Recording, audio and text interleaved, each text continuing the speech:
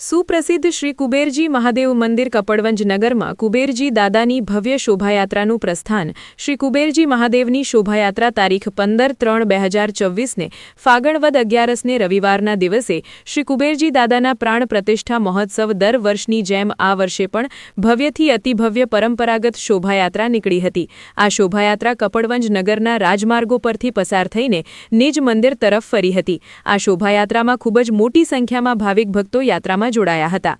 Reporter Bhavin Joshi, Kapadvanj, GPMC news 24/7 live.